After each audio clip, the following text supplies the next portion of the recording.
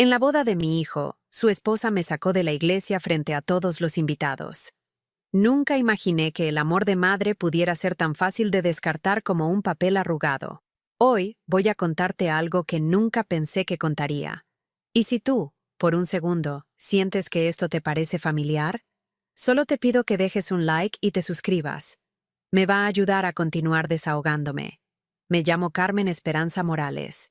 Tengo 63 años y vivo en un pequeño departamento en la colonia Doctores de la Ciudad de México.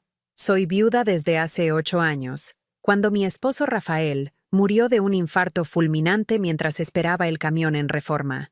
Desde entonces, he criado sola a mis 2 hijos, Diego, de 35 años, y Sebastián, el menor, de 29. Durante todos estos años, trabajé doble turno limpiando oficinas en el World Trade Center. Mis manos se agrietaron de tanto jabón y desinfectante, pero nunca me quejé. Cada peso que ganaba se convertía en libros para la Universidad de Diego, en uniformes para Sebastián, en medicinas cuando se enfermaban. Vendí hasta los aretes de oro que me había regalado Rafael en nuestro primer aniversario para pagar la carrera de contador de Diego. Sebastián siempre fue mi consentido. No porque fuera el menor, sino porque después de la muerte de su papá, él se convirtió en el hombrecito de la casa.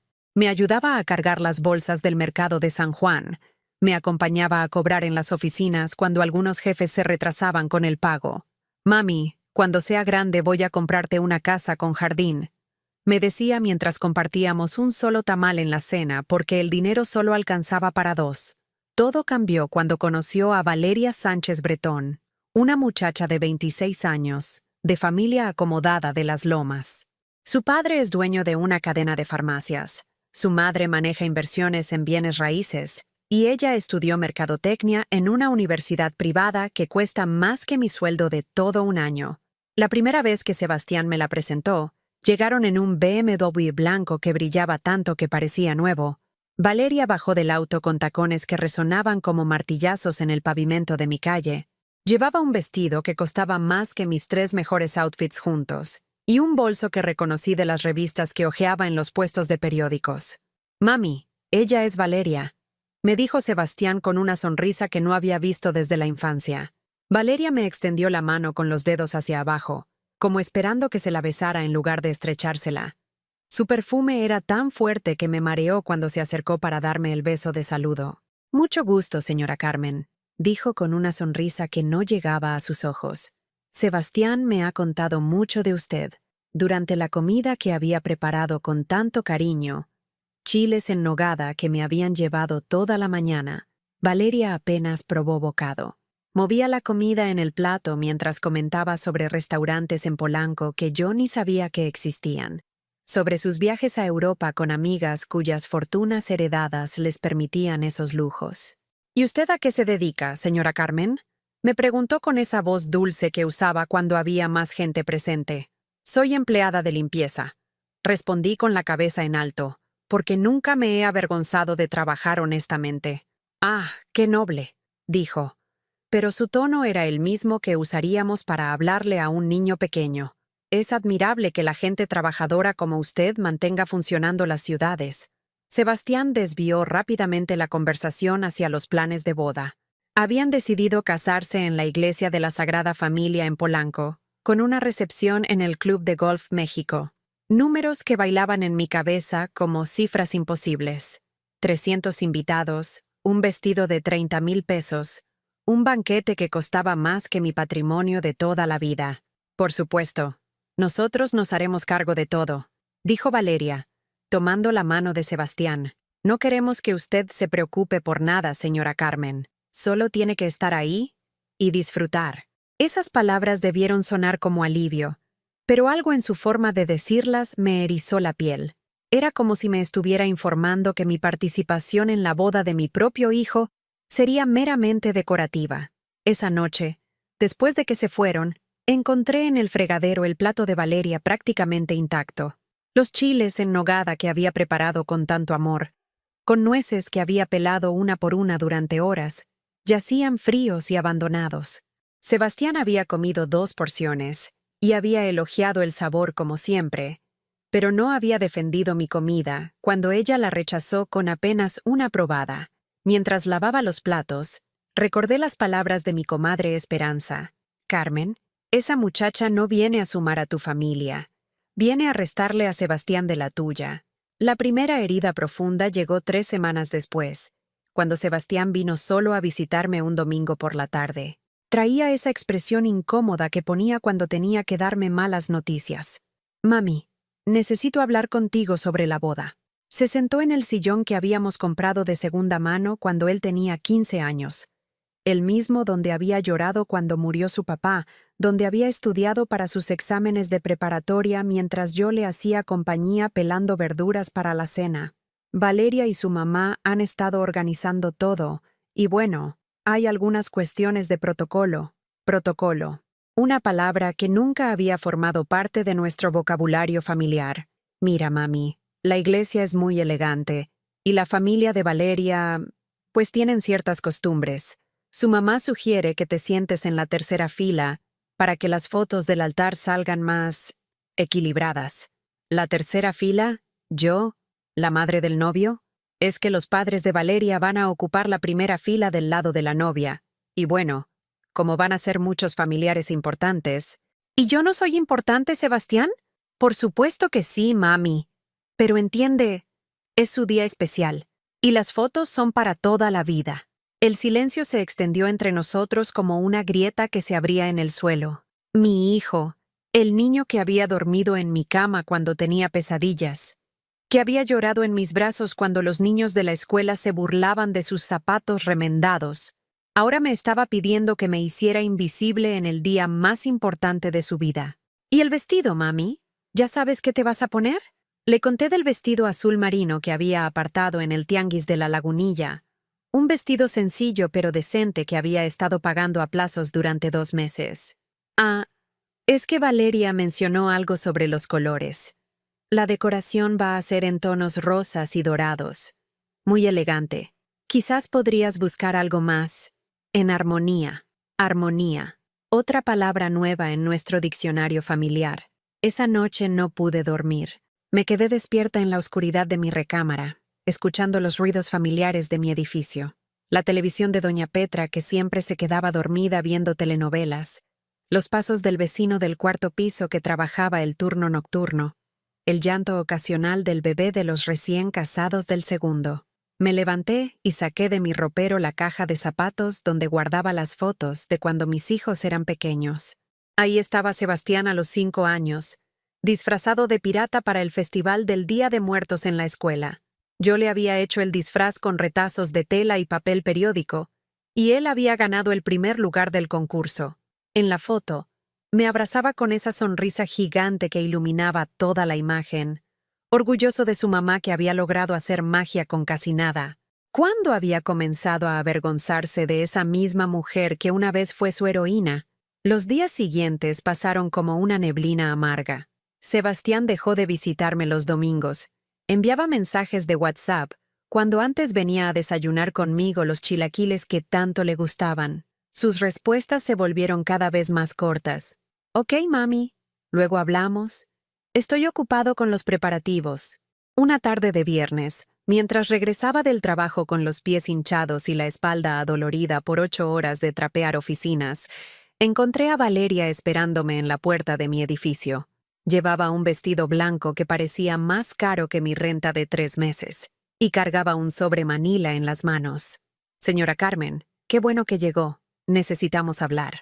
Su sonrisa era la misma de siempre, pero había algo diferente en sus ojos. Una dureza que antes había mantenido escondida detrás de la educación fingida. Suba, por favor, le dije, aunque algo en mi estómago se revolvía. Subimos los 3 pisos hasta mi departamento. Yo jadeé un poco por las escaleras, pero ella subía como si flotara, sin una gota de sudor en su rostro perfectamente maquillado. Cuando abrí la puerta, Valeria entró y se quedó parada en medio de mi sala, observando todo con esa mirada que había aprendido a reconocer, la mirada de alguien que evalúa cuánto vales por lo que tienes. ¿Gusta un café? ¿Agua fresca? No, gracias. Esto no va a tomar mucho tiempo. Se sentó en la orilla del sillón, como si tuviera miedo de contaminarse. Abrió el sobre y sacó una fotografía. Mire, señora Carmen. Encontré esto en el celular de Sebastián. Era una foto de mi graduación de secundaria nocturna, de cuando tenía 45 años. Había estudiado 2 años mientras trabajaba de día y cuidaba a mis hijos de noche. En la foto estaba yo, con el uniforme de graduación prestado, sonriendo con una felicidad inmensa porque finalmente había logrado terminar los estudios que había abandonado para casarme a los 17. Es una foto muy linda, dije, sin entender hacia dónde iba la conversación. Sí, muy emotiva. Pero ve, aquí está el problema. Valeria sacó otras fotos del sobre. Eran fotografías de la familia de ella. Graduaciones universitarias en universidades privadas, viajes a Europa, cenas en restaurantes que yo ni sabía que existían. En todas las imágenes, la riqueza saltaba como una bofetada. Joyas, ropa de marca, autos del año, casas con jardines enormes. Sebastián va a ser parte de nuestra familia ahora, y nosotros tenemos cierta posición social que mantener. Mi papá tiene muchos negocios importantes, clientes que invierten millones de pesos en sus farmacias. Tenemos relaciones con políticos, empresarios, gente que maneja capital serio. Sus palabras caían sobre mí como piedras, cada una más pesada que la anterior. ¿Entiende lo que le estoy diciendo, señora Carmen? No estoy segura. Le estoy diciendo que el pasado de Sebastián, su pasado, puede ser un problema para nosotros, para su futuro. El aire se me atoró en la garganta. Esta muchacha, que podría ser mi hija, me estaba explicando que yo era una vergüenza para el hombre que había criado con sangre y sudor. Mi familia tiene una reputación que cuidar. Tenemos activos, inversiones, herencias generacionales. El patrimonio líquido de mi papá está valuado en cifras que Sebastián nunca había imaginado. Y cuando nos casemos, él va a formar parte de todo eso. Valeria se puso de pie y caminó hacia la ventana que daba al patio interior del edificio. Observó las casas de interés social, la ropa colgada en los tendederos, los niños jugando fútbol con una pelota desinflada. Mire, no me malentienda. Usted parece una mujer muy trabajadora y decente, pero Sebastián va a moverse en círculos donde las primeras impresiones importan mucho. Va a conocer inversionistas que manejan portfolios de criptomonedas, gente que compra y vende acciones en el mercado de valores como si fuera el mercado de la esquina. Se volvió hacia mí con esa sonrisa que ya había aprendido a odiar. Por eso, creímos que sería mejor si usted mantuviera cierta distancia de nuestra vida social, para el bien de todos. ¿Distancia? ¿De la vida de mi hijo? No de su vida personal, por supuesto, pero sí de los eventos importantes.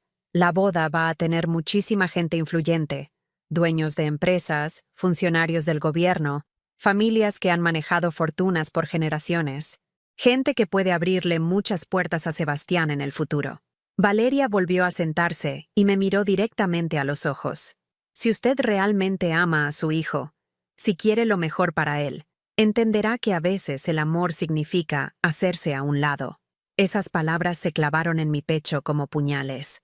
Durante 29 años había creído que el amor de madre significaba estar presente, apoyar, proteger.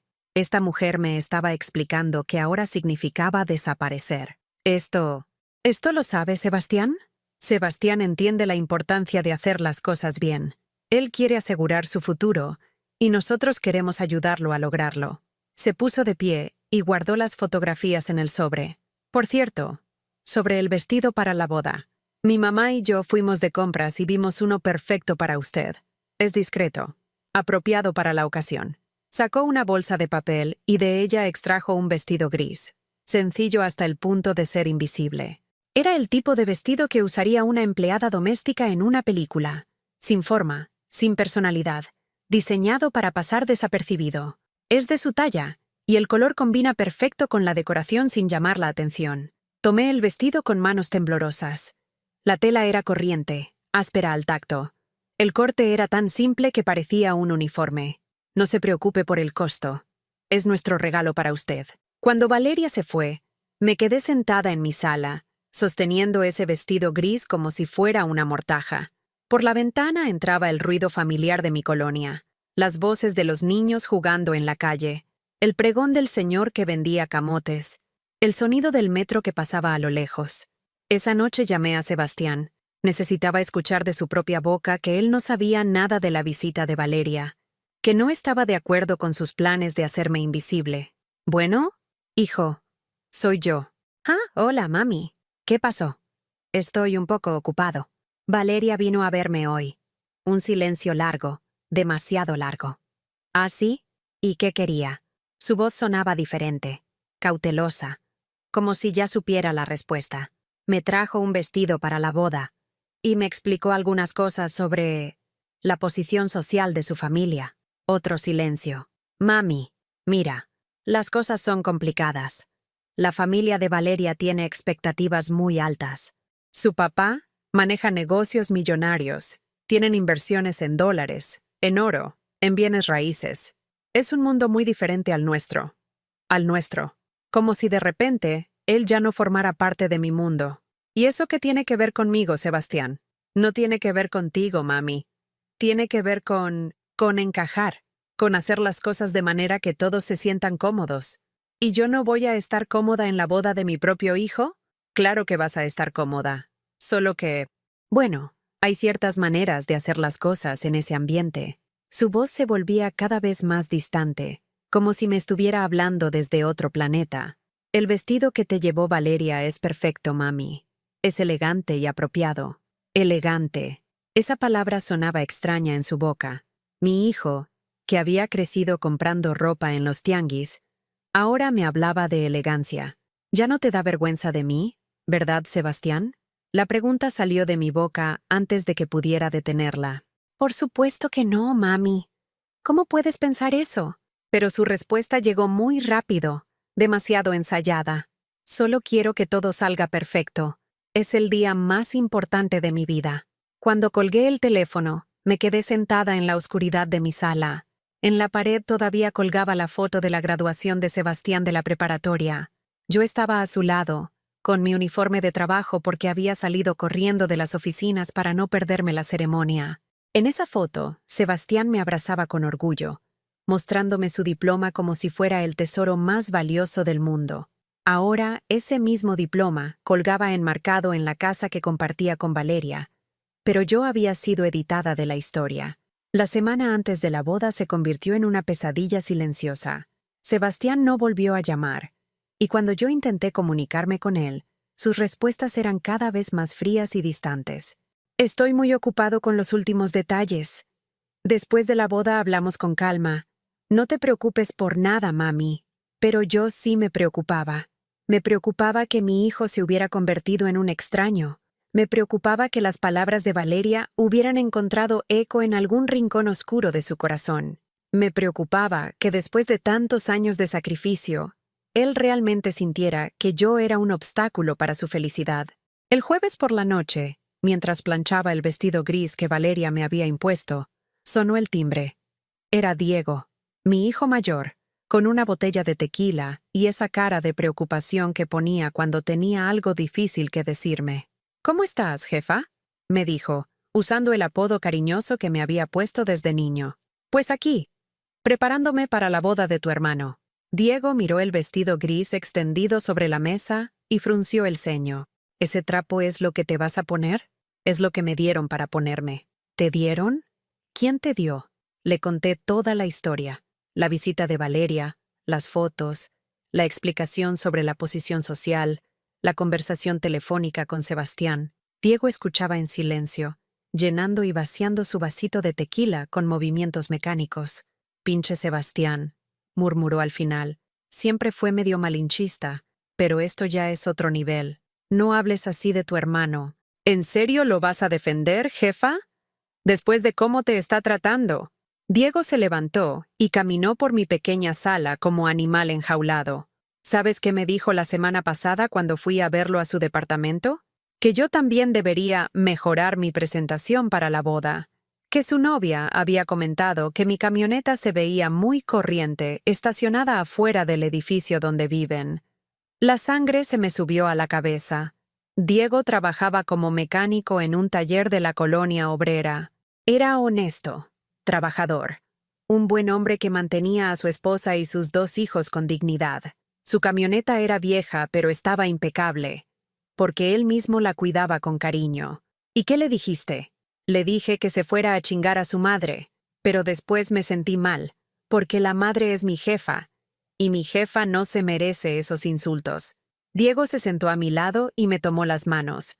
Mira, jefa, yo sé que amas mucho a Sebastián, pero ese cabrón ya no es el hermano que yo conocía. Esa vieja lo tiene hipnotizado con sus billetes y sus mamadas de clase alta. Es que es su felicidad, Diego. Si él es feliz con ella, tú eres feliz, jefa. ¿Eres feliz sintiendo que tienes que esconderte en la boda de tu propio hijo? La pregunta me dolió porque conocía la respuesta, pero no tenía el valor de decirla en voz alta. Yo solo quiero que mis hijos estén bien, pues tu hijo menor no está bien. Está enfermo. Enfermo de clasismo, de malinchismo, de vergüenza de dónde viene. Diego se quedó conmigo hasta muy tarde esa noche. Cuando se fue, me abrazó más fuerte que de costumbre. Jefa, si mañana en esa boda alguien te falta al respeto, me hablas. No me importa que sea la familia de millonarios más poderosa del país. Nadie trata así a mi madre. El sábado llegó como una condena. Me levanté temprano, me bañé, me puse el vestido gris y me maquillé con el único rímel que tenía, ya casi seco por el tiempo. Frente al espejo, parecía lo que Valeria quería que fuera. Invisible, insignificante, fácil de ignorar. La iglesia de la Sagrada Familia en Polanco era imponente. Nunca había estado en un lugar tan elegante. Los vitrales proyectaban colores dorados sobre el mármol pulido, y el altar estaba decorado con flores que costaban más que mi salario de un mes. Los invitados llegaban en autos que brillaban bajo el sol: BMW, Mercedes-Benz, Audis, último modelo. Algunos hasta llegaron en limusinas. Yo llegué en pecero. Me bajé a 2 cuadras de la iglesia para que nadie me viera descender del transporte público. Caminé esas 2 cuadras con los zapatos nuevos que me lastimaban los pies, sintiendo que cada paso me llevaba más lejos del mundo al que pertenecía. En la entrada de la iglesia, una muchacha con una tableta revisaba la lista de invitados. Cuando le di mi nombre, me miró de arriba a abajo, con una sonrisa profesional pero fría. Ah, sí, señora Morales. Usted va en la 4ª fila, del lado derecho. Perdón, creo que hay un error. Soy la madre del novio. No hay error, señora. Esas son las instrucciones que me dieron. La 4ª fila. Ni siquiera la 3ª que me habían prometido inicialmente. Me senté donde me indicaron, rodeada de personas que no conocía y que me miraban con curiosidad. Delante de mí se sentaban tías lejanas de Valeria, mujeres cubiertas de joyas que hablaban de sus casas de vacaciones en Acapulco y Puerto Vallarta, de sus inversiones en fondos de inversión y acciones en el mercado bursátil. La primera fila del lado de la novia estaba ocupada por los padres de Valeria y sus padrinos, hombres de traje caro que manejaban negocios millonarios, mujeres que lucían herencias familiares en forma de diamantes y perlas. La conversación giraba en torno a dividendos, rendimientos de capital y las últimas fluctuaciones del precio del oro y las criptomonedas. Del lado del novio, la primera fila estaba vacía, completamente vacía, como si Sebastián no tuviera familia. Cuando llegó el momento de la entrada de los novios, todos se pusieron de pie. Sebastián caminó hacia el altar del brazo de una tía de Valeria, porque según el protocolo que ellos habían establecido, era más elegante que él entrara acompañado de una mujer de la familia de la novia. Mi hijo, que había llorado en mis brazos cuando tuvo su primera decepción amorosa a los 16 años, que había corrido a abrazarme cuando consiguió su primer trabajo, que me había dicho 1000 veces que yo era la mujer más importante de su vida, caminaba hacia el altar sin siquiera voltear a buscarme con la mirada. Cuando Valeria hizo su entrada, fue como una aparición de revista. Su vestido había costado más que todo lo que yo había ganado en 2 años, y el velo parecía una nube de seda que flotaba detrás de ella. Los invitados suspiraron de admiración. Los fotógrafos dispararon cientos de fotos, y yo me sentí como una intrusa espiando un mundo al que no pertenecía. Durante toda la ceremonia, nadie me dirigió la palabra. Las señoras a mi alrededor hablaban por encima de mí como si fuera un mueble. Comentaban sobre la belleza de la novia, la elegancia del evento, Lo acertado de la unión entre dos familias del mismo nivel social. Cuando el sacerdote preguntó si alguien tenía algo que objetar sobre la unión, por un momento loco, pensé en ponerme de pie y gritar que objeta que mi hijo se hubiera convertido en un extraño, que objetaba que me hubieran hecho invisible en el día más importante de su vida, que objetaba que el amor fuera medido en cuentas bancarias y portfolios de inversión. Pero me quedé callada, como me habían entrenado a estar. Al final de la ceremonia, mientras los novios firmaban el acta y posaban para las fotos oficiales, me acerqué tímidamente. Quería al menos una foto con mi hijo, un recuerdo de que yo había estado ahí, de que había sido parte de este momento. La coordinadora del evento me detuvo antes de que pudiera llegar hasta ellos. Disculpe, señora, pero las fotos oficiales son solo para la familia inmediata y los padrinos. Pero yo soy la mamá de Sebastián. Ah, sí, lo sé. Pero estas fotos son para el álbum principal. Más tarde habrá oportunidad para fotos más informales. Más tarde nunca llegó. Los novios fueron trasladados directamente al club de golf para la recepción. Y a mí me informaron que había un pequeño problema con mi lugar en las mesas. Por razones de logística, mi lugar había sido asignado en una mesa al fondo del salón, junto a empleados del servicio y algunas personas de edad avanzada, que parecían estar ahí por compromiso más que por invitación genuina. Mientras veía a mi hijo bailar el vals con su flamante esposa, rodeado de gente que celebraba no tanto el amor como la alianza exitosa entre fortunas familiares, entendí que Valeria había ganado. Había logrado lo que se había propuesto desde el primer día, borrarme de la vida de Sebastián tan completamente como si nunca hubiera existido. Esa noche regresé a mi departamento en el último metro. El vestido gris olía a tristeza y a derrota. En mi mesa seguía la foto de Sebastián niño disfrazado de pirata, sonriéndome con esa alegría pura que ya no volvería a ver en sus ojos cuando me mirara, si es que volvía a mirarme algún día. Los días después de la boda pasaron como una muerte lenta. No tuve noticias de Sebastián por 2 semanas completas. Ni una llamada, ni un mensaje, ni siquiera un gracias por venir después del evento más importante de su vida. Era como si hubiera cumplido mi función de estar presente sin molestar y ahora pudiera desvanecerme por completo. Diego venía a verme casi todos los días después del trabajo.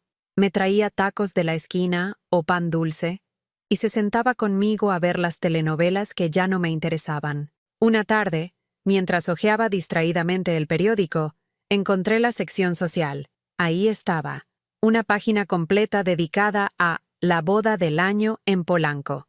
Las fotos eran hermosas. Sebastián y Valeria posando como príncipes de cuento de hadas, rodeados de elegancia y abundancia. Los invitados lucían sus mejores galas, las flores parecían obras de arte. El pastel era una construcción arquitectónica de varios pisos. Todo perfecto, todo impecable. Yo no aparecía en ninguna foto. Era como si nunca hubiera estado ahí. No te tortures leyendo eso, jefa, me dijo Diego cuando me vio con el periódico. Es que necesito entender qué pasó. Necesito entender cómo llegamos a esto. Lo que pasó es que tu hijo se volvió un idiota. Y ya. Pero yo sabía que no era tan simple. Había algo más profundo. Algo que había estado creciendo silenciosamente durante meses, y que yo había decidido ignorar porque era más fácil que enfrentarlo. La llamada llegó un miércoles por la noche. Era Sebastián, por fin. Hola, mami. ¿Cómo estás? Su voz sonaba extraña, como si estuviera leyendo un guión. Bien, hijo. ¿Y tú? ¿Cómo está la vida de casado? Muy bien, muy bien. Todo perfecto. Oye, mami, te llamo porque Valeria y yo queremos invitarte a cenar el sábado. Mi corazón dio un brinco. Tal vez habían reflexionado sobre lo que había pasado en la boda. Tal vez se habían dado cuenta de que me habían tratado mal y querían disculparse. ¿En serio? Me encantaría. Sí, pero va a ser en casa de los papás de Valeria. Es una cena familiar pequeña, muy tranquila. Una alarma se encendió en mi cabeza. ¿Por qué en casa de los suegros para una reconciliación? ¿Y dónde viven? En Las Lomas. Te mando la dirección por mensaje. Ah, y mami, ¿podrías llegar como a las 7?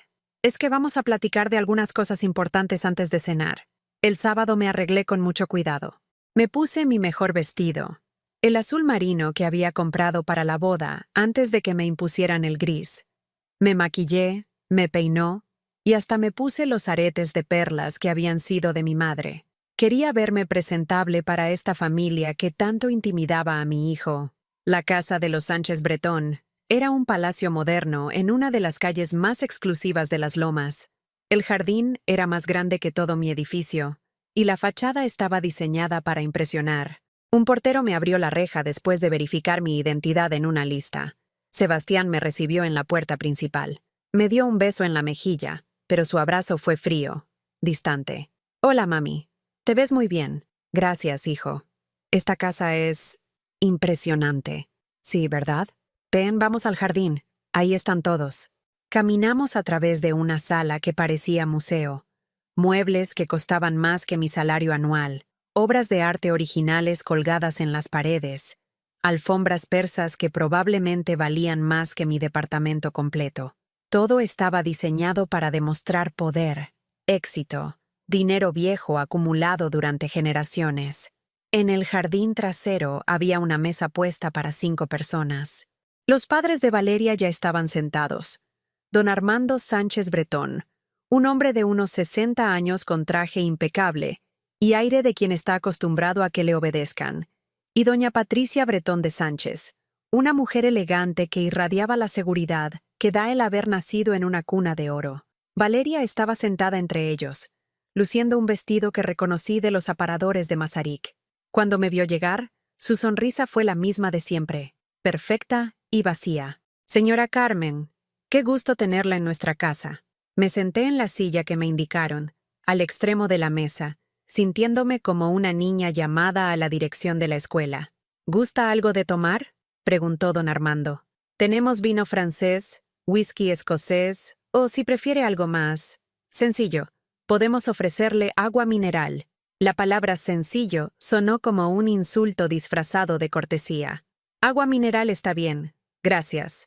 Durante los primeros minutos, la conversación fue superficial. Hablaron del clima, del tráfico en la ciudad, de las últimas noticias políticas. Yo asentía y sonreía, tratando de encontrar mi lugar en esa charla que parecía estar sucediendo en otro idioma, aunque fuera en español. Después trajeron la cena. Platillos que no reconocí, preparados por chefs profesionales y servidos en vajilla que probablemente costaba más que mi renta de varios meses. Yo comía en silencio, sintiendo que cada bocado era una prueba que estaba fallando. Fue hasta los postres cuando llegó el verdadero motivo de la invitación. «Señora Carmen», comenzó don Armando, limpiándose la boca con una servilleta de lino. «Sebastián nos ha contado mucho sobre usted, sobre su situación». ¿Mi situación? Sí, su trabajo, su departamento en la Doctores, sus circunstancias económicas. Y bueno, como Sebastián ya es parte de nuestra familia, nosotros queremos ayudar. Valeria tomó la palabra con esa voz dulce que había aprendido a temer. «Ve, señora Carmen, mi papá tiene muchos contactos en diferentes industrias. Maneja portfolios de inversión que incluyen empresas de servicios, cadenas hoteleras, compañías de limpieza industrial. Estamos seguros de que podríamos conseguirle un trabajo mejor, con mejores prestaciones. Yo tengo trabajo. Llevo años en las mismas oficinas». «Sí, pero imagínese las posibilidades», intervino doña Patricia. «Un trabajo en una empresa seria, con seguro médico privado, aguinaldo decente, tal vez hasta un pequeño plan de retiro. Mi esposo conoce gente que maneja fondos de pensiones para empleados». Don Armando se inclinó hacia adelante. «El único detalle, señora Carmen, es que sería en Monterrey. Tengo un socio que acaba de comprar una cadena de hoteles allá. Necesita personal de confianza para supervisar la limpieza y el mantenimiento. Sería una oportunidad de oro para usted. Monterrey. A 8 horas de la Ciudad de México. A 8 horas de mis hijos, de mi vida, de todo lo que conocía. Pero, ¿por qué en Monterrey? ¿No hay nada aquí en la ciudad?» Sebastián habló por primera vez desde que habíamos llegado al jardín. «Mami, es una oportunidad increíble. Podrías tener un departamento nuevo, un sueldo 3 veces mayor que el que tienes ahora. Podrías empezar de nuevo, conocer gente nueva. Pero mis amigos están aquí, Mi comadre Esperanza, Diego. Diego ya es un adulto, mami. Tiene su familia. Y los amigos, bueno, siempre se pueden hacer amigos nuevos. Valeria puso su mano sobre la de Sebastián en un gesto que me hizo entender quién había orquestado toda esta conversación. Además, señora Carmen, piénselo. Usted estaría ayudando a Sebastián. En Monterrey, nadie conocería su pasado. Podría empezar de cero. Y Sebastián también. Aquí en la ciudad, siempre va a haber gente que asocia a Sebastián con, bueno, con las limitaciones económicas de su familia. Las limitaciones económicas de su familia. Así era como ellos describían mi vida de sacrificio y trabajo honesto. Mi hijo me necesita aquí, dije, sintiendo que las palabras me salían ahogadas. ¿De verdad? Preguntó don Armando con una sonrisa que no llegaba a sus ojos. Sebastián es un hombre casado ahora. Tiene nuevas responsabilidades, nuevas prioridades. Valeria y él están empezando a planear su propio patrimonio, sus inversiones futuras. Están considerando comprar acciones en algunas empresas. Tal vez invertir en bienes raíces o en criptomonedas. Es un momento crucial para construir riqueza a largo plazo. Y francamente, añadió doña Patricia, tener que preocuparse por las necesidades económicas de su mamá podría limitarlos. Los jóvenes necesitan concentrar sus recursos en asegurar su futuro, no en mantener el pasado. El silencio que siguió fue ensordecedor. Todos me miraban esperando mi respuesta, como si fuera obvio que debería agradecer esta oportunidad de desaparecer de la vida de mi hijo. ¿Y si yo no quiero irme a Monterrey? La pregunta cayó como una bomba en la mesa. Don Armando se enderezó en su silla. Doña Patricia frunció ligeramente el ceño, y Valeria intercambió una mirada con Sebastián. Bueno, dijo don Armando lentamente, nadie la puede obligar, por supuesto, pero sería una lástima desperdiciar esta oportunidad. Oportunidades así no se presentan todos los días. Sobre todo para personas de su perfil, añadió doña Patricia con una sonrisa que era puro hielo. Sebastián finalmente me miró a los ojos. Mami, yo solo quiero lo mejor para ti. Creo que esto te conviene. ¿Y lo mejor para ti qué es, Sebastián? Mi pregunta lo tomó desprevenido. Por un momento, vi un destello del niño que había sido, confundido y asustado. Lo mejor para mí es que todos estemos bien, que todos tengamos lo que merecemos. ¿Y yo qué merezco, hijo? No pudo responder. Bajó la mirada al mantel y murmuró algo sobre pensar las cosas con calma. Esa noche regresé a mi departamento con un sabor amargo en la boca que no se quitaba ni con té ni con lágrimas. Entendí que la cena no había sido una invitación, había sido una negociación, y el mensaje era claro: o desaparecía voluntariamente, o ellos encontrarían la manera de hacerme desaparecer. Por primera vez en mi vida, me pregunté si el amor de madre tenía límites, si había un punto donde el sacrificio se convertía en autodestrucción. Y por primera vez en mi vida, no estaba segura de la respuesta. Pasé 3 días sin dormir después de esa cena. Daba vueltas en mi cama pensando en la cara de Sebastián, cuando no pudo responder qué merecía yo, en cómo había bajado la mirada como un niño regañado, pero no por defender a su madre, sino por la incomodidad de tener que enfrentar lo que estaba haciendo. El miércoles por la mañana, mientras me preparaba para ir al trabajo, sonó mi teléfono. Era un número que no conocía. ¿Señora Carmen Morales? Sí, soy yo. Habla el licenciado Rodríguez, del bufete jurídico de don Armando Sánchez Bretón. Me pidió que la contactara para enviarle la información sobre la oferta de trabajo en Monterrey. ¿Podría pasar por nuestras oficinas hoy por la tarde para firmar algunos documentos? Pero yo no he aceptado nada todavía. Ah, entiendo que hay algunos detalles que aclarar. Por eso es importante que venga hoy. Don Armando es un hombre muy ocupado, y estas oportunidades no esperan mucho tiempo. La presión en su voz era sutil pero clara. Esto no era una invitación, era una cita. ¿A qué hora? A las 5 de la tarde. Tengo la dirección de su departamento. Puedo mandarle un coche si gusta. Un coche. Para una mujer que se transportaba en metro y pecero, eso era tanto una cortesía como una demostración de poder. Oh, gracias. Llegaré por mis propios medios. Colgué con las manos temblando. Me di cuenta de que había cruzado una línea invisible. Ya no era una invitación familiar. Ahora había abogados involucrados. Don Armando estaba moviendo sus piezas como si yo fuera un problema empresarial que resolver. Esa tarde llegué a las oficinas del bufete en Santa Fe. Era uno de esos edificios de cristal que reflejan las nubes y hacen que quien entra se sienta insignificante. La recepcionista, una muchacha de mi edad de Sebastián pero con ropa que costaba más que mi salario mensual, me dirigió a una sala de juntas en el piso 20. El licenciado Rodríguez era un hombre de unos 40 años, impecablemente vestido, con esa sonrisa profesional que había aprendido a reconocer, cortés pero fría, eficiente pero sin alma. Señora Morales, qué gusto conocerla. Don Armando me ha platicado mucho de usted. En la mesa había una carpeta gruesa llena de documentos, contratos, formatos, papeles llenos de letras pequeñas que me mareaban solo de verlos. Mire, señora Carmen, la oferta que le está haciendo don Armando es realmente excepcional. El salario inicial sería de 25,000 pesos mensuales, casi el triple de lo que gana actualmente. Además, departamento amueblado incluido, seguro de gastos médicos mayores y un bono anual equivalente a 2 meses de sueldo. 25,000 pesos. Era más dinero del que había ganado en mi vida. Por un momento, la cifra me mareó. Con ese dinero podría... Pero entonces recordé el precio.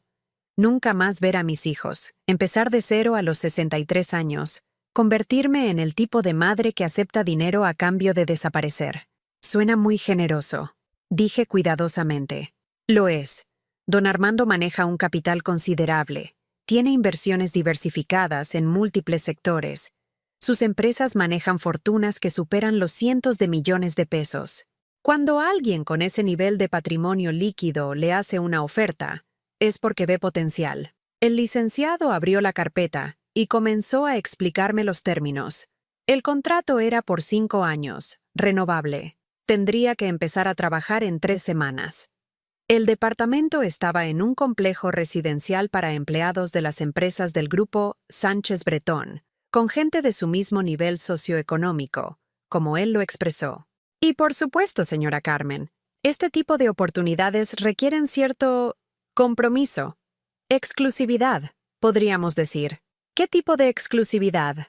Bueno, don Armando valora mucho la discreción en sus empleados, sobre todo cuando esos empleados tienen conexiones familiares con personas cercanas a la empresa. Lo miré sin entender. Me refiero a su hijo Sebastián, señora Carmen. Como ya forma parte de la familia Sánchez Bretón, es importante que no haya conflictos de interés. ¿Qué tipo de conflictos? El licenciado se inclinó hacia adelante con esa sonrisa que ya me tenía harta. Mire, seamos directos. Su hijo está en un momento crucial de su carrera. Don Armando está considerando ofrecerle oportunidades de inversión, tal vez incluirlo en algunos de sus negocios más rentables. Sebastián podría tener acceso a fondos de capital privado, participar en rondas de financiamiento, incluso manejar portfolios de activos de alto rendimiento. Las palabras me sonaban como otro idioma, pero entendía el mensaje fundamental. Pero para eso, continuó, Sebastián necesita demostrar que puede manejar sus asuntos familiares con profesionalismo. Don Armando no puede arriesgarse a que las dinámicas familiares interfieran con los negocios. ¿Y yo soy una dinámica familiar que interfiere? Señora Carmen, usted es una mujer trabajadora y respetable, pero su presencia constante en la vida de Sebastián podría malinterpretarse en ciertos círculos. Los socios de don Armando, los inversionistas con los que Sebastián tendría que relacionarse, manejan estándares muy específicos sobre las asociaciones familiares. Ahí estaba. Ya no se molestaban en disfrazar el chantaje con cortesías. O yo desaparecía voluntariamente, o Sebastián perdería las oportunidades que le estaban ofreciendo, y sabían que yo nunca permitiría que mi hijo perdiera nada por mi culpa. ¿Y si yo no acepto la oferta? Bueno, esa es su decisión, por supuesto, pero sería una lástima. Sobre todo porque don Armando ya habló con algunas empresas de limpieza aquí en la ciudad, y parece que el mercado está muy competido. Mucha gente joven dispuesta a trabajar por salarios menores. La amenaza era clara. Si no aceptaba irme voluntariamente, se asegurarían de que perdiera el trabajo que tenía. Necesito pensarlo. Por supuesto. Pero don Armando necesita una respuesta para mañana por la tarde. Como le dije, es un hombre muy ocupado, y estas oportunidades no esperan. Salí de esa oficina sintiéndome como si hubiera sido atropellada por un tráiler. En el elevador, mi reflejo en las paredes de espejo me mostró una mujer de 63 años, cansada, asustada, que acababa de entender que había sido vista como un obstáculo empresarial que remover. Esa noche llamé a Diego y le conté todo. Mi hijo mayor escuchó en silencio, y cuando terminé, se quedó callado por un largo rato. Jefa, ¿tú quieres irte a Monterrey? No. ¿Quieres seguir viendo a Sebastián humillándote? No. ¿Quieres seguir permitiendo que esa familia de ricos mamones decida tu vida? No. Entonces ya sabes qué hacer. Pero no era tan fácil, porque decir que no significaba aceptar que perdería a Sebastián para siempre. Significaba reconocer que el niño que había criado ya no existía, que había sido reemplazado por un extraño que medía el amor en cuentas bancarias y estatus social. ¿Y si lo pierdo para siempre, Diego? Jefa, con todo respeto, ¿no lo perdiste ya? Esa pregunta me cayó como un balde de agua fría. Diego tenía razón. El Sebastián que me había rechazado en su boda, que no había podido defenderme en la cena, que había permitido que su suegro me amenazara a través de abogados, ya no era mi hijo. Era un desconocido que llevaba su cara. Al día siguiente, a las 4 de la tarde, llamé al licenciado Rodríguez. Señor licenciado, soy Carmen Morales. Señora Carmen, qué gusto. ¿Ya tomó su decisión? Sí. No acepto la oferta. Un silencio largo. ¿Está segura, señora Carmen? Es una oportunidad que no se va a repetir. Estoy completamente segura. Entiendo. Bueno, don Armando se va a sentir decepcionado, pero respetamos su decisión. Eso espero.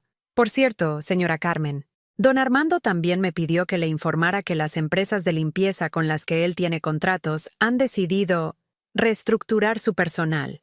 Lamentablemente, su puesto actual quedará disponible para candidatos más jóvenes a partir del lunes próximo. Y ahí estaba. La venganza fue rápida y eficiente. Por no aceptar ser exiliada, me quedaría sin trabajo. Entiendo, dije con una calma que no sabía que tenía. ¿Segura que no quiere reconsiderar la oferta de Monterrey? Completamente segura. Cuando colgué, me quedé sentada en mi sala, procesando lo que acababa de pasar. A los 63 años, por primera vez en mi vida, había dicho no. Había elegido mi dignidad sobre la seguridad económica, mi autorrespeto sobre la comodidad de mi hijo, y por primera vez en meses me sentía como si pudiera respirar completamente. Esa noche dormí mejor que en semanas. No porque supiera qué iba a hacer sin trabajo, sino porque finalmente había dejado de huir de una verdad que llevaba meses persiguiéndome. Mi hijo ya no me amaba. Tal vez nunca me había amado realmente, solo había dependido de mí. Pero yo seguía siendo Carmen Esperanza Morales. Y si había sobrevivido a criar 2 hijos sola, a quedarme viuda a los 55 años, a trabajar doble turno durante décadas, también podría sobrevivir a esto. Al día siguiente me desperté con una sensación extraña. Por primera vez en años, no tenía que ir a trabajar. No tenía que sonreírle a jefes que me pagaban una miseria. No tenía que limpiar oficinas donde ganaban en un día lo que yo en un mes. Era libre, asustada, sin dinero, pero libre. Y esa libertad me sabía mejor que todo el dinero que me habían ofrecido para comprar mi desaparición. La noticia de que había perdido mi trabajo se extendió rápidamente por el edificio. Doña Petra, mi vecina de toda la vida, tocó mi puerta esa misma tarde con un plato de sopa de tortilla y esa expresión de preocupación que ponen las mujeres cuando saben que otra mujer está pasando por algo terrible.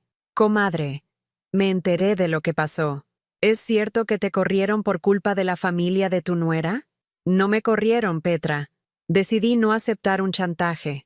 Se sentó conmigo en la mesa de la cocina mientras yo le contaba toda la historia, desde la boda hasta la oferta de Monterrey, desde los abogados hasta mi decisión de decir no por primera vez en mi vida. Ay, Carmen, a tu edad, conseguir otro trabajo va a estar difícil. Lo sé. ¿Y qué vas a hacer? Esa era la pregunta que me había estado atormentando desde que colgué el teléfono. A los 63 años, sin trabajo, con pocos ahorros y sin cartas de recomendación, porque don Armando se había asegurado de que nadie en el sector de limpieza me quisiera contratar. No lo sé todavía, pero algo voy a hacer. Esa noche, mientras revisaba mis pocos ahorros, sonó mi teléfono. Era Sebastián. «Mami, me enteré de que perdiste el trabajo». Su voz sonaba diferente, no preocupada, sino molesta. «Sí, fue hoy por la tarde. ¿Por qué no aceptaste la oferta de Monterrey? Era una oportunidad increíble. Porque no quiero irme de aquí, Sebastián. Esta es mi ciudad, mi vida. Pero mami, sé realista. ¿Qué vas a hacer sin trabajo? ¿Vas a vivir de qué?» La frialdad en su voz me dolía más que la pérdida del empleo. «Voy a buscar otra cosa. Algo saldrá». «¿A tu edad?» «Mami, no seas inocente. Nadie va a contratar a una mujer de 63 años». Sebastián hizo una pausa, como si estuviera reuniendo valor para decir algo que había estado pensando. «Mira, yo hablé con Valeria y sus papás. Todavía están dispuestos a ayudarte, pero necesitas ser más flexible». «¿Flexible cómo?» «Hay otras opciones. No necesariamente Monterrey. Hay trabajos en Puebla, en Cuernavaca, lugares más cercanos. Pero seguiría siendo lejos de ustedes. Mami, ya no somos niños. Yo tengo mi vida, mi matrimonio, mis planes. No puedes seguir dependiendo de mí emocionalmente». Sus palabras cayeron como piedras en mi estómago, dependiendo de él emocionalmente. Así veía las visitas dominicales, los desayunos que le preparaba, las veces que llamaba solo para saber cómo estaba. ¿Eso soy para ti?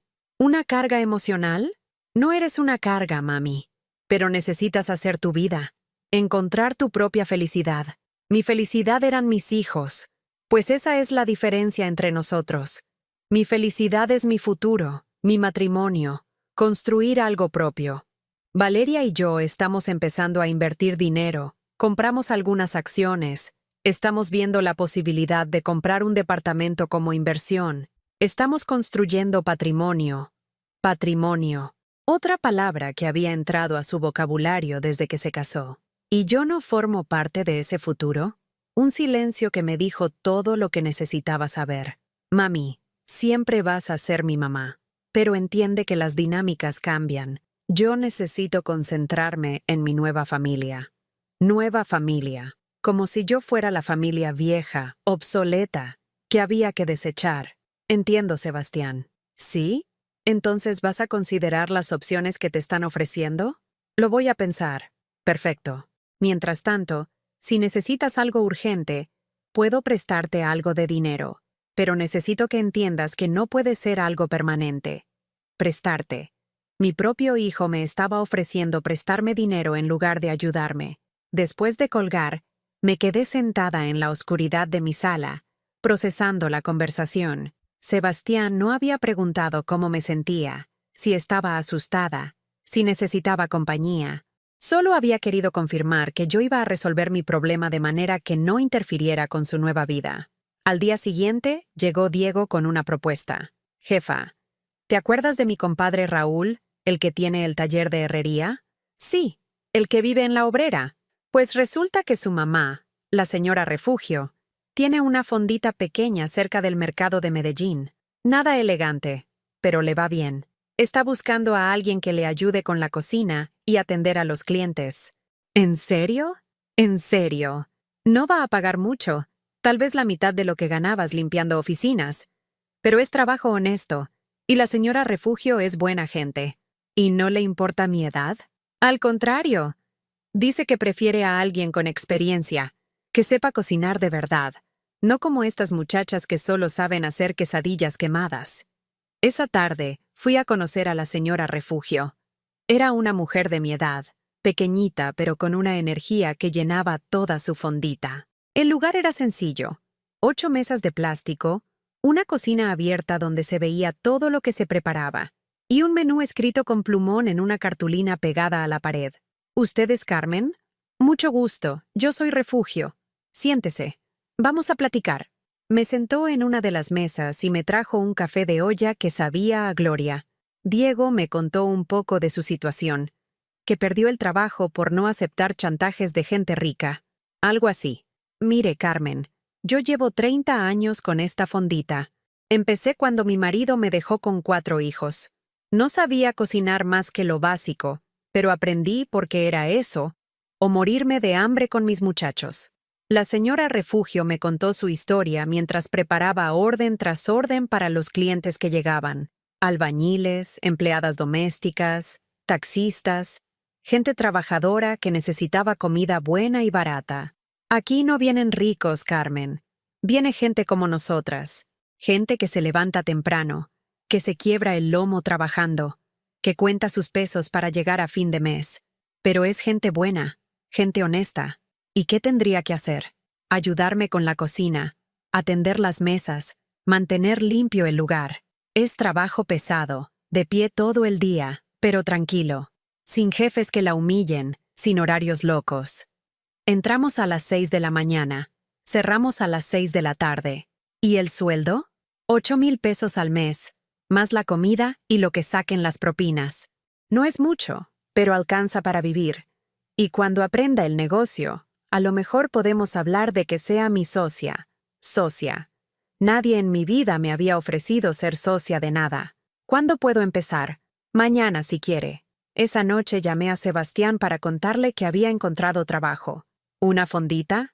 Mami, eso no es progreso. Eso es retroceso. Es trabajo honesto, Sebastián, pero vas a ganar menos que limpiando oficinas. Y vas a oler a grasa todo el día. ¿De verdad prefieres eso a la oportunidad que te ofrecían en Monterrey? Prefiero eso a huir de mi propia vida. No entiendo por qué eres tan terca. La familia de Valeria te está ofreciendo algo mejor, y tú prefieres trabajar en una fondita mugrienta. No está mugrienta. Es limpia y honesta. Mami, no seas inocente. Trabajar ahí te va a hacer ver pobre, como si la pobreza fuera algo vergonzoso en lugar de una circunstancia. Sebastián, yo he sido pobre toda mi vida, y no me avergüenzo de eso. Pero yo ya no soy pobre, mami. Valeria y yo tenemos planes grandes. Vamos a invertir en bienes raíces. Estamos viendo la posibilidad de comprar dólares para protegernos de la inflación. Su papá nos va a enseñar sobre fondos de inversión, sobre cómo hacer que el dinero trabaje para nosotros. Me da mucho gusto, hijo. Pero entiende que si tú sigues trabajando en lugares así, bueno, va a ser difícil que nos veamos seguido. La gente con la que nos movemos ahora tiene ciertos estándares. Y ahí estaba otra vez. Los estándares. Como si el amor de familia tuviera que pasar un examen de ingresos. Entiendo perfectamente, Sebastián. ¿De verdad? De verdad, entiendo que te avergüenzas de mí. Entiendo que prefieres a tu nueva familia que a la que te crió. Entiendo que para ti el dinero vale más que el cariño. ¿No es eso, mami? Sí es eso, hijo. Y está bien. Es tu decisión. Pero también es mi decisión trabajar donde me respeten, ganar lo que pueda ganar honestamente, y vivir mi vida sin pedirle permiso a nadie. Mami, no te pongas dramática. No me estoy poniendo dramática. Me estoy poniendo real. Colgué antes de que pudiera responder. Por segunda vez en mi vida, había dicho no. Esta vez, no solo a los chantajes de otros, sino a la humillación de mi propio hijo. Mi primer día en la fondita fue como volver a nacer. La señora Refugio me enseñó a hacer su famoso guisado de pollo, sus frijoles refritos que sabían a gloria, y su agua de horchata que hacía que los clientes regresaran todos los días. Los clientes me trataban con respeto. Buenos días, señora Carmen. ¿Cómo está usted? Gracias por la comida tan rica. Era gente sencilla, pero educada. Gente que sabía valorar el trabajo y el esfuerzo. Al final de esa primera semana, cuando contábamos las propinas, la señora Refugio me sonrió. ¿Sabe qué, Carmen? Creo que usted y yo vamos a hacer muy buen equipo. Por primera vez en meses, sonreí de verdad. No la sonrisa falsa que había usado durante años para complacer a otros, sino una sonrisa que nacía desde adentro. Tenía 63 años. Trabajaba en una fondita del mercado. Ganaba una fracción de lo que me habían ofrecido en Monterrey. Y era más feliz de lo que había sido en años. 3 meses después de empezar en la fondita, mi vida había tomado un ritmo que no conocía desde hacía años. Me levantaba a las 5 de la mañana. No porque tuviera que correr a limpiar oficinas donde me trataban como invisible, sino porque tenía ganas de llegar a un lugar donde me esperaban con cariño. La señora Refugio y yo habíamos desarrollado una rutina perfecta. Ella se encargaba de los guisos principales, yo de las salsas, las aguas frescas y atender las mesas. Los clientes habían comenzado a pedirme específicamente mi agua de Jamaica, que había perfeccionado con una receta que me enseñó mi madre hace 40 años. Señora Carmen, me decía don Evaristo, un albañil que venía todos los días. Su agua de Jamaica es lo mejor de todo el rumbo. Mi esposa dice que le enseñe la receta. Pero yo le digo que esos secretos no se regalan. Los clientes se habían convertido en una especie de familia adoptiva.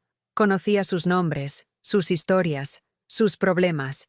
Sabía que doña Esperanza trabajaba cuidando a una anciana en las lomas y que le dolían las rodillas de tanto subir escaleras. Sabía que Joaquín manejaba un taxi las 24 horas para mantener a sus 3 hijos estudiando. Sabía que Rosa vendía chicles en el metro y que cada peso que ganaba lo guardaba para los útiles escolares de su nieta. Era gente que luchaba todos los días, que no tenía fortunas ni portfolios de inversión, pero que me trataba con más respeto y cariño del que había recibido de mi propia familia en meses. Una tarde de viernes, mientras limpiaba las mesas después del almuerzo, la señora Refugio se sentó conmigo con 2 tazas de café. «Carmen, tengo algo que proponerle. Dígame». Mi hijo mayor, el que vive en Estados Unidos, me mandó unos ahorros. Quiere que amplíe el negocio, que ponga más mesas, que ofrezca desayunos también. ¿Y qué opina usted? Que es buena idea, pero ya estoy vieja para manejar todo sola. Necesito una socia de verdad, alguien en quien confíe. Me miró directamente a los ojos. ¿Le interesaría ser mi socia al 50%?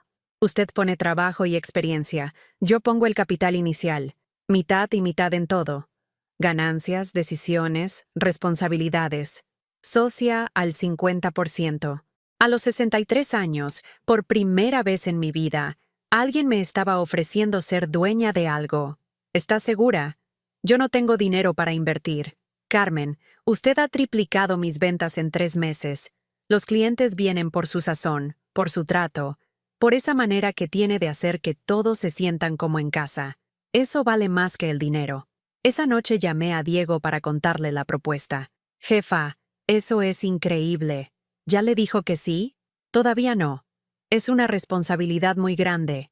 ¿Responsabilidad? Jefa, es una oportunidad de oro. Usted va a ser empresaria. Empresaria. La palabra sonaba extraña aplicada a mí. ¿Y si fracaso? ¿Y si triunfa? Además, ¿qué es lo peor que puede pasar? ¿Que termine trabajando en una fondita del mercado? Diego tenía razón. No tenía nada que perder y todo que ganar. Al día siguiente le dije a la señora Refugio que aceptaba su propuesta. Firmamos un contrato sencillo, escrito por el hijo de un cliente que era abogado y que no nos cobró porque, según él, la señora Carmen me salvó la vida con sus chilaquiles cuando estaba estudiando y no tenía dinero para comer. El proceso de ampliación nos tomó 1 mes. Conseguimos 4 mesas más.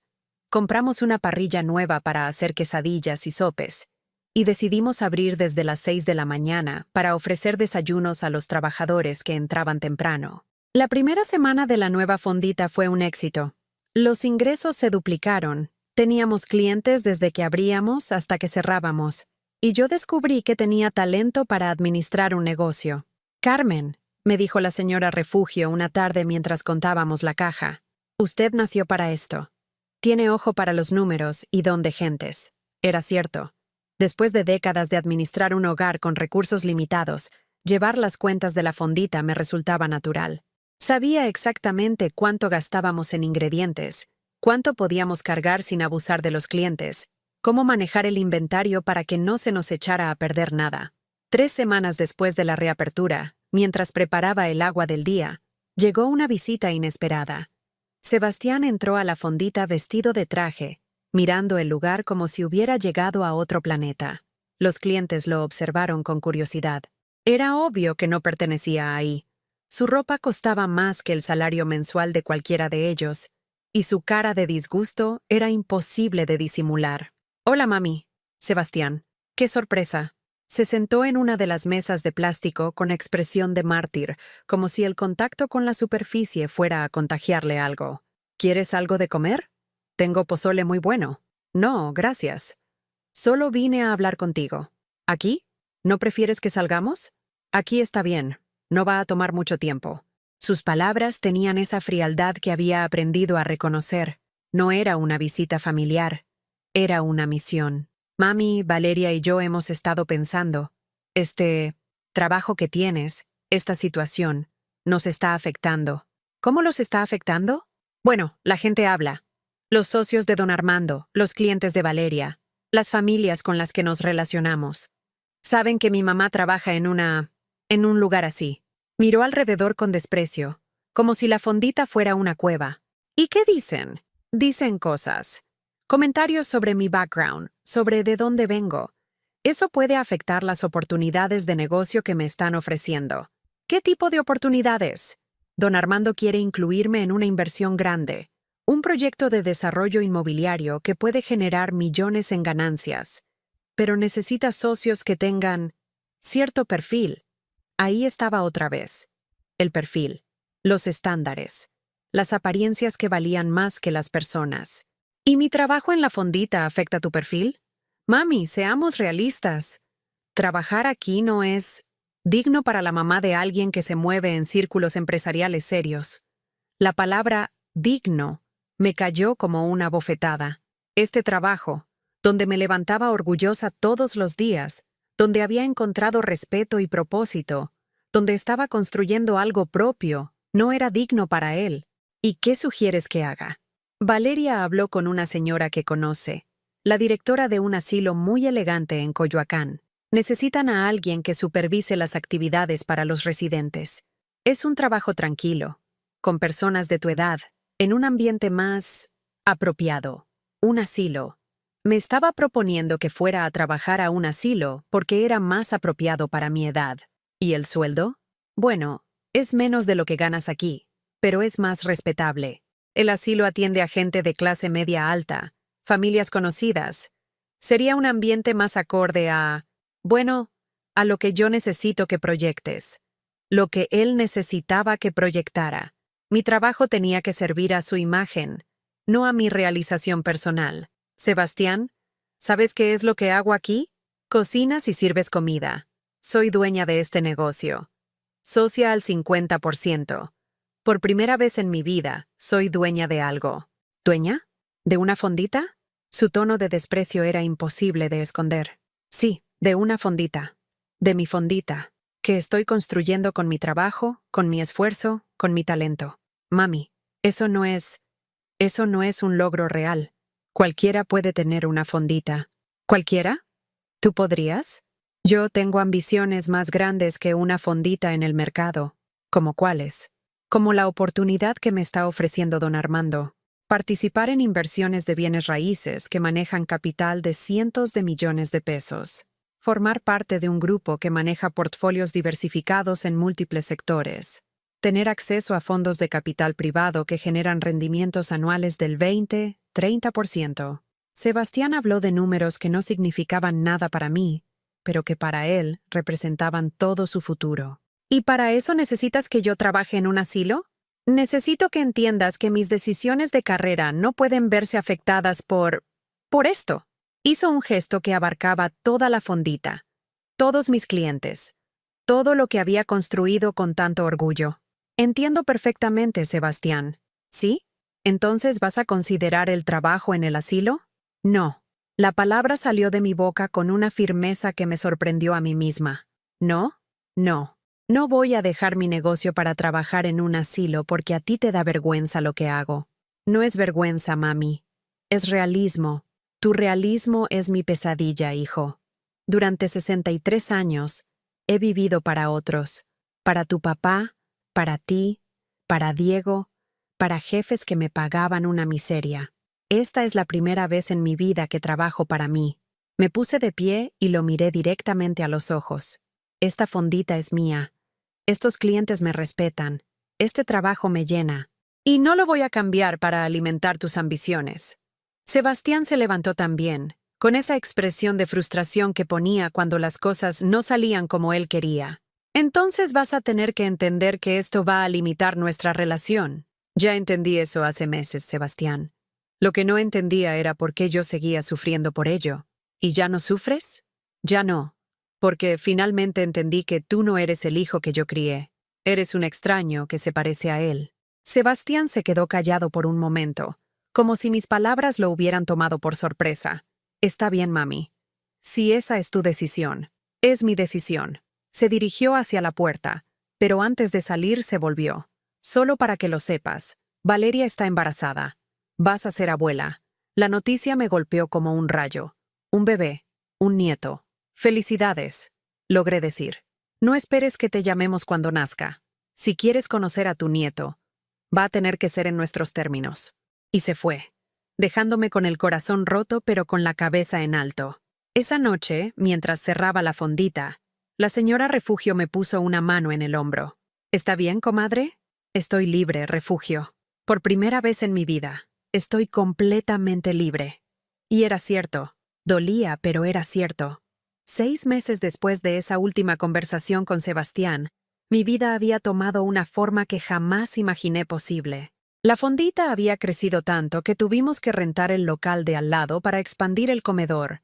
Ahora teníamos 16 mesas, un menú que cambiaba según el día de la semana, y una clientela tan fiel que algunos venían desde colonias lejanas solo para comer ahí. Pero más importante que el éxito del negocio era la mujer en la que me había convertido.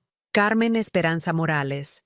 A los 64 años era completamente diferente a la mujer que había llorado en silencio durante la boda de su hijo.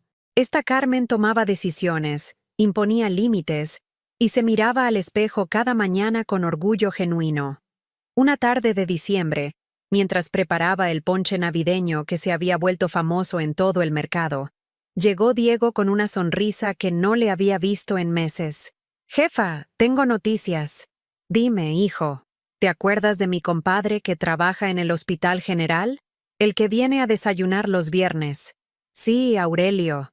Pues resulta que ayer llegó una muchacha al hospital. Muy joven, muy nerviosa, con dolores de parto. Iba sola, sin familia, muy asustada. Mi corazón se aceleró sin que entendiera por qué. ¿Y? Era Valeria, jefa, tu nuera. Parece que se peleó con Sebastián y no tenía a quién llamar. Tuvo al bebé ayer por la noche. Un niño. Las noticias me cayeron como un rayo. Mi nieto había nacido. Y Valeria había estado sola en el hospital. ¿Está bien el bebé? Está perfecto. Pero Valeria, bueno, según Aurelio, se veía muy mal. No físicamente, sino emocionalmente, como si estuviera perdida. Esa noche no pude dormir. Un nieto. Por más que me había preparado para la posibilidad de no conocerlo nunca, la noticia me removía sentimientos que había tratado de enterrar. Al día siguiente, mientras abría la fondita, vi una figura familiar esperando en la puerta. Era Valeria, pero no la mujer elegante y segura que conocía. Esta Valeria llevaba pants y una sudadera simple, tenía ojeras profundas y cargaba a un bebé envuelto en una manta azul. «Señora Carmen, ¿podemos hablar?» «Por supuesto. Pasa». La senté en una mesa del fondo y le preparé un té de manzanilla. El bebé dormía profundamente en sus brazos, con esa perfección que solo tienen los recién nacidos. «Se llama Mateo», dijo sin que yo preguntara. «Nació hace 3 días. Es hermoso». Sebastián no estuvo cuando nació. Estaba en una reunión de negocios en Cancún. Algo sobre una inversión en resorts de lujo. Me dijo que no podía cancelar porque había mucho dinero en juego.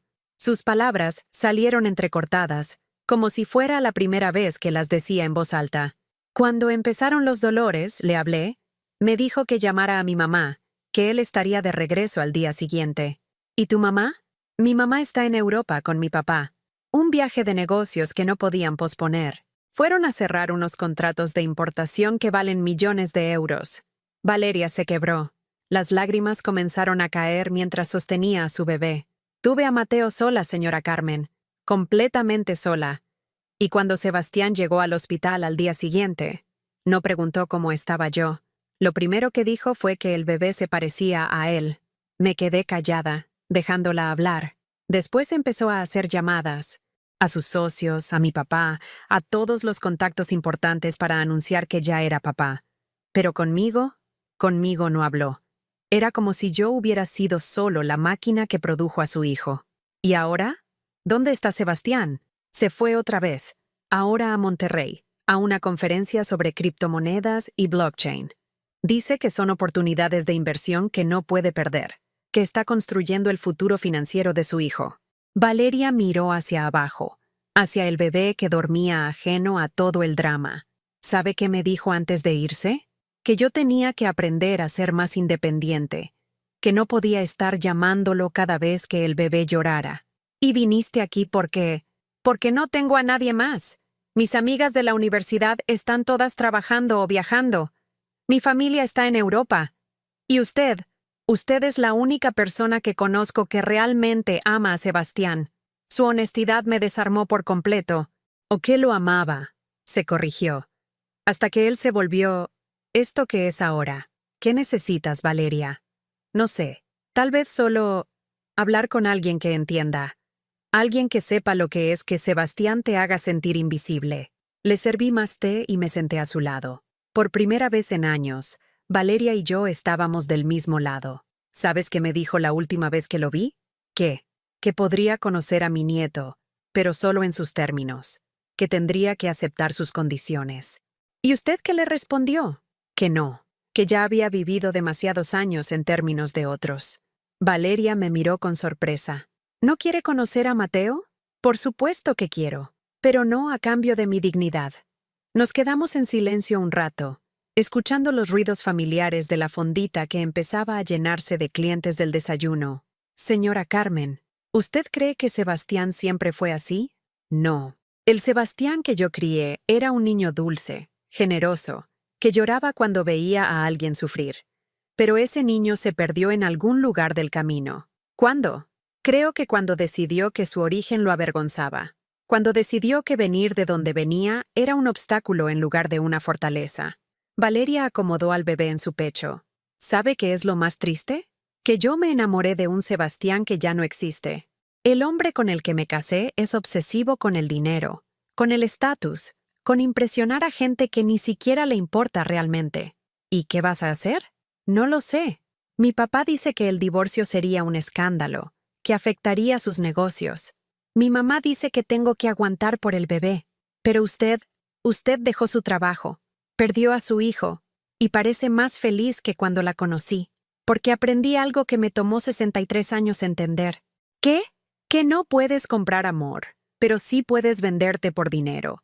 Y una vez que te vendes, ya nunca recuperas tu precio real. Valeria se quedó pensando en mis palabras. ¿Mateo puede conocer a su abuela? La pregunta me tomó por sorpresa. ¿Sebastián lo permitiría? Sebastián no está aquí, y cuando esté, va a estar ocupado con sus inversiones y sus reuniones de negocios. Él quiere un heredero para su fortuna futura, pero no quiere ser papá de verdad. Me extendió al bebé. Con manos temblorosas, tomé a mi nieto por primera vez. Era perfecto, pequeñito, tibio, con esos ojos que aún no enfocan pero que parecen verlo todo. Hola, Mateo, le susurré. Soy tu abuela Carmen. El bebé hizo un ruidito pequeño, como si me hubiera reconocido. ¿Sabe qué, señora Carmen? Creo que usted y yo podríamos ser buenas amigas. Creo que tienes razón. Durante las siguientes semanas, Valeria comenzó a visitarme regularmente. Traía a Mateo, me ayudaba en la fondita cuando podía, y poco a poco me contaba más detalles de su matrimonio con Sebastián. Era una historia triste. Un hombre tan obsesionado con acumular riqueza y estatus que había olvidado vivir. Sebastián trabajaba 18 horas al día, hablaba solo de inversiones y rendimientos, y trataba a su esposa e hijo como accesorios de su imagen exitosa más que como familia. Mi papá le ofreció hacerlo socio en algunas de sus empresas, me contó una tarde mientras Mateo dormía en mis brazos. Pero Sebastián quiere más. Quiere tener su propio imperio financiero, manejar fondos de inversión de cientos de millones, ser de esos empresarios que salen en las revistas. ¿Y es feliz? Nunca lo he visto feliz. Lo he visto satisfecho cuando cierra un buen negocio, emocionado cuando sus acciones suben, pero feliz, no. Un día de febrero, 6 meses después del nacimiento de Mateo, Sebastián apareció en la fondita. Llegó como siempre, impecable, arrogante, con esa expresión de quien está haciendo un favor solo por estar ahí. Mami, necesitamos hablar. Hola, Sebastián. ¿Quieres conocer a tu hijo? Está aquí conmigo. Ya lo conozco. Vengo por otro tema. Se sentó en la mesa de siempre, mirando alrededor con el mismo desprecio de la primera vez. Valeria me contó que vienes aquí seguido con el bebé. Sí. Es mi nieto. Es mi hijo. Y no quiero que crezca pensando que esto, señaló la fondita, es normal. ¿Qué es lo que no es normal? ¿El trabajo honesto? ¿La gente decente? No quiero que Mateo piense que está bien conformarse con poco. Quiero que tenga ambiciones, que aspire a más. ¿A más que qué, Sebastián?